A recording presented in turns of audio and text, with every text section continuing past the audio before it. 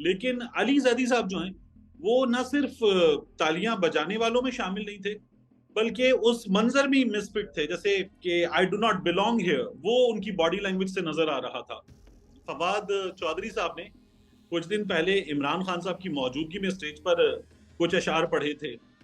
यूं ही कोई बेवफा नहीं होता, कुछ तो मजबूरियां रही होंगी। वो कहते हैं अभी तो पार्टी शुरू हुई है, तो अभी तो पार्टी शुरू भी नहीं हुई है। कल जब फॉर्मेशन कमांडर्स कॉन्फ्रेंस का हमारे सामने एलामिया आया तो एलामिया बहुत सख्त था। तो उसके बाद इमरान खान साहब एक तकरीर करते हैं और उनकी तकरीर में वही टोन होती है, वही एतमाद होता है, वही अल्फाज होते हैं, वही लबो लहजा होता है।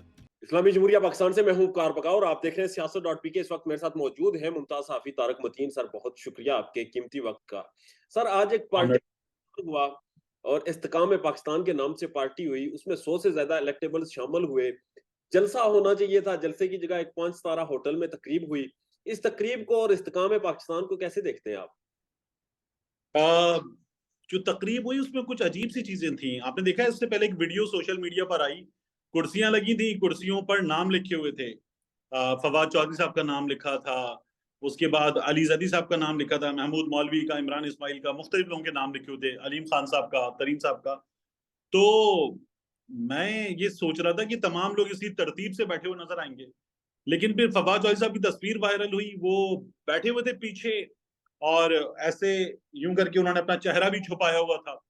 तो मेरे लिए बड़ा हैरान कुन था कि फवाद चौधरी साहब ऐसे क्यों बैठे। लेकिन फवाद चौधरी साहब पीछे बैठे हुए थे।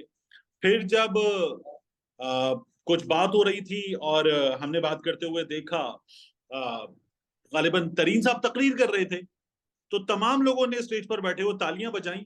लेकिन अली जैदी साहब जो हैं वो न सिर्फ तालियां बजाने वालों में शामिल नहीं थे, बल्कि उस मंजर में ही मिसफिट थे। जैसे वो होता है ना, किसी की बॉडी लैंग्वेज ये बता रही होती है कि I do not belong here, वो उनकी बॉडी लैंग्वेज से नजर आ रहा था।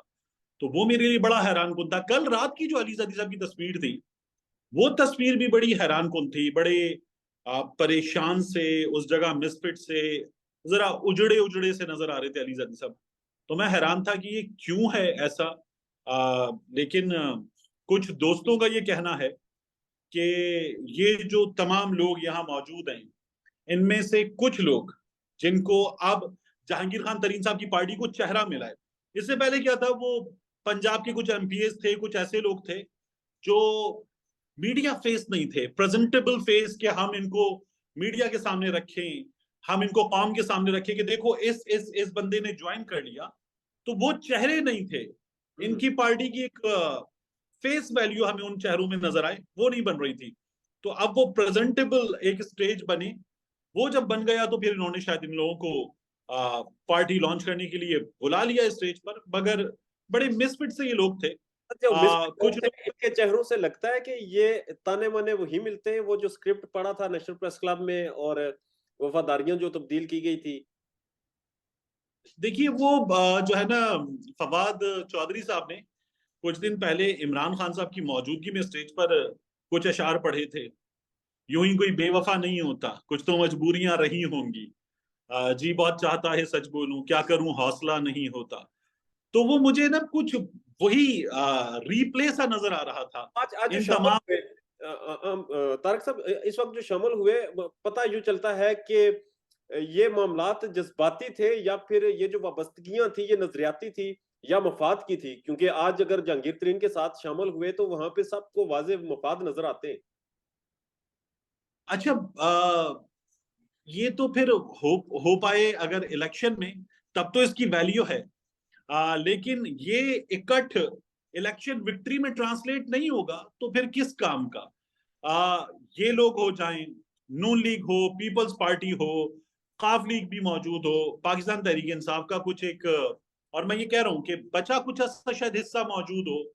ये तमाम चीजें अगर इलेक्शन में हो, टीएलपी भी हो, फिर इंडिविजुअल्स अपनी अपनी जगह इंडिपेंडेंट हो, तो उससे हमारी सियासत में, असेंबली में कोई एक बड़ा नंबर नहीं आएगा। ये जो है फिर दोबारा एक हंग सी, कमजोर सी पार्लियामेंट, वो हमारे सामने होगी और बड़ी अजीब सी सूरत हाल होगी, जो किसी भी तौर पे अच्छी सूरत हाल नहीं है। मुकाबला तगड़ा हो, मुकाबले की फिजा हो, और उस मुकाबले की फिजा में हमें कोई अक्सरियत लेता हुआ दिखाई दे, लोग वोट दें और अपनी मर्जी से वोट दें, टिका के वोट दें जिसको देना है, तो फिर तो हमें एक ऐसी हुकूमत नजर आ सकती है जो शायद मुश्किल फैसले भी कर ले 5 साल का मैंडेट लेकर।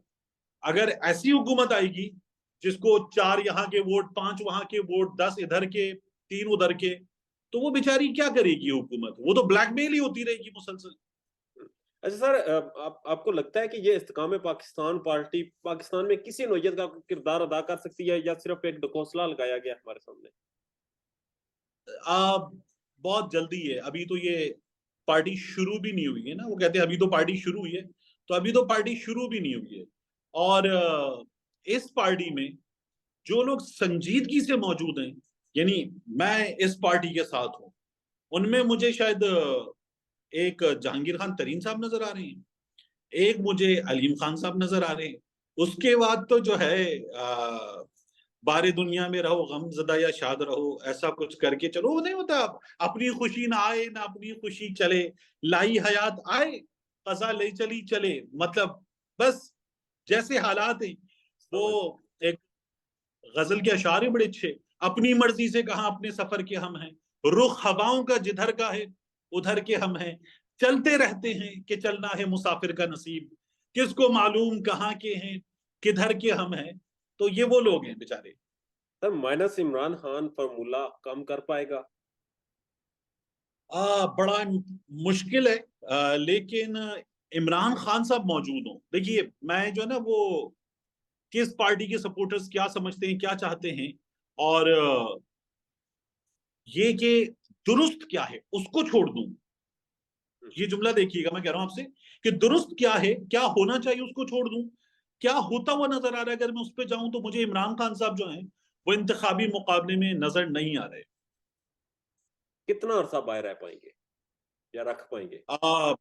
देखिए 2023 में अब तो इलेक्शन की सदाएं नून लीग के अंदर से भी आ रही हैं, वो मुमकिन तौर पर इसलिए नजर आ रही है कि नून लीग को ये नजर आ रहा है कि इमरान खान साहब नहीं होंगे इंतखाबी मुकाबले में, और इमरान खान साहब की जमात के जितने भी चेहरे हैं, चेहरे वो भी नहीं होंगे, तो फिर ये बाजी शायद लड़ी जा सकती है।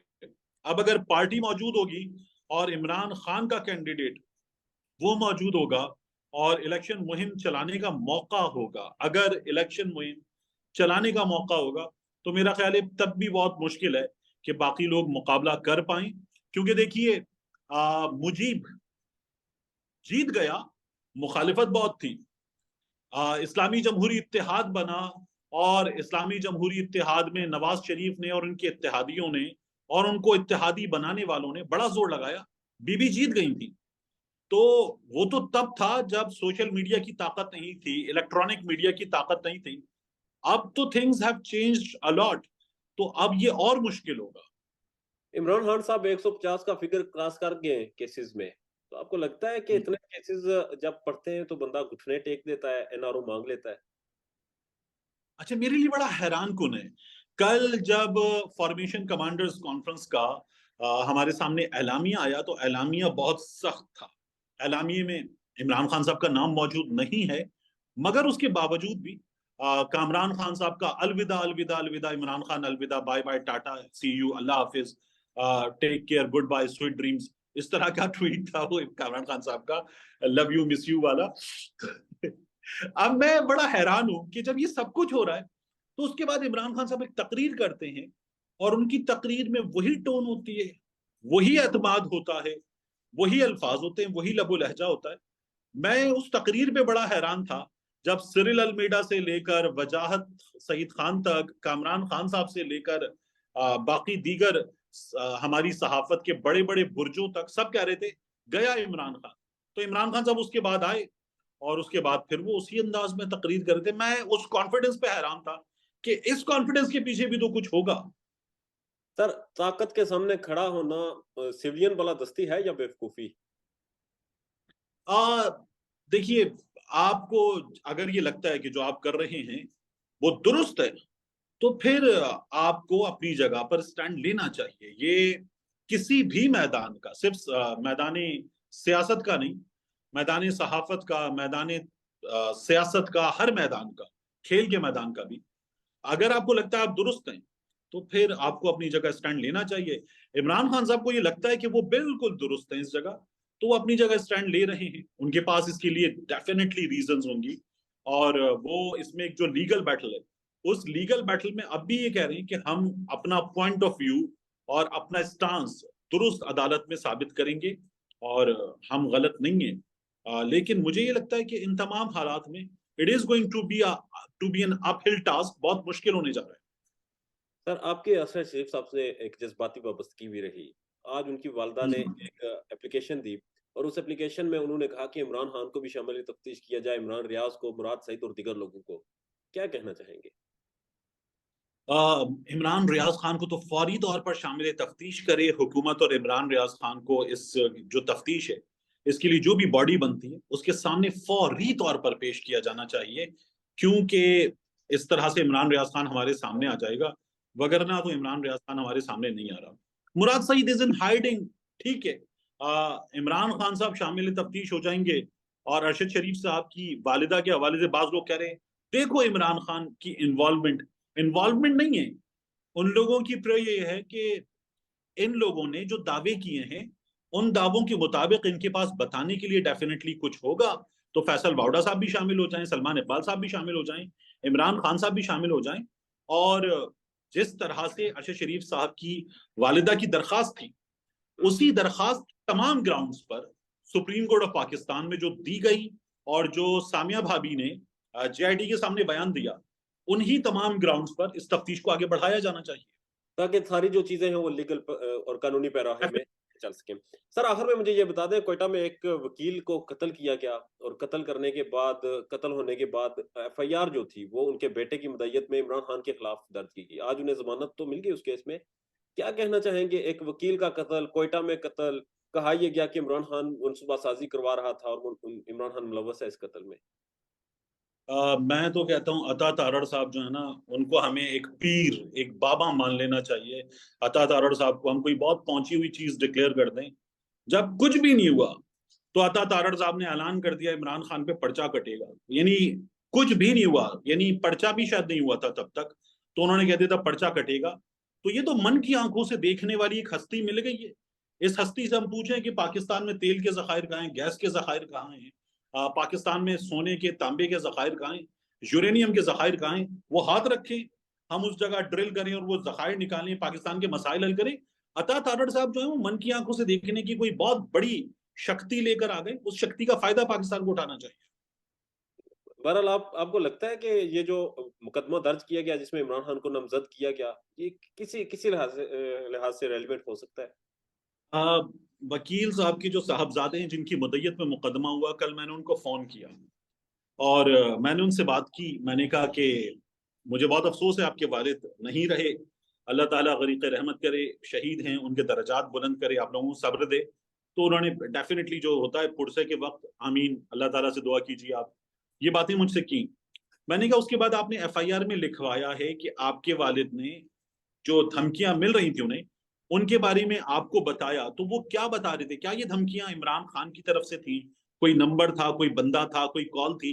मैंने जैसे ये सवाल करना शुरू किया उनसे, तो वो बोलना शुरू हो गए। मैंने कहा अच्छा मुझे सवाल तो मुकम्मल करने दे, मैं बतौर साहबी आपसे कुछ पूछना चाह रहा हूँ। कहने लगे यार आपको मैं बात ही नहीं करना चाहता। मैंने कहा दोस्त आपने ये चीजें लिखवाई हैं एफआईआर में, तो आपको आपके वालिद मरहूम ने क्या बताया? कहने लगे मुझे इस बारे में बात ही नहीं करनी।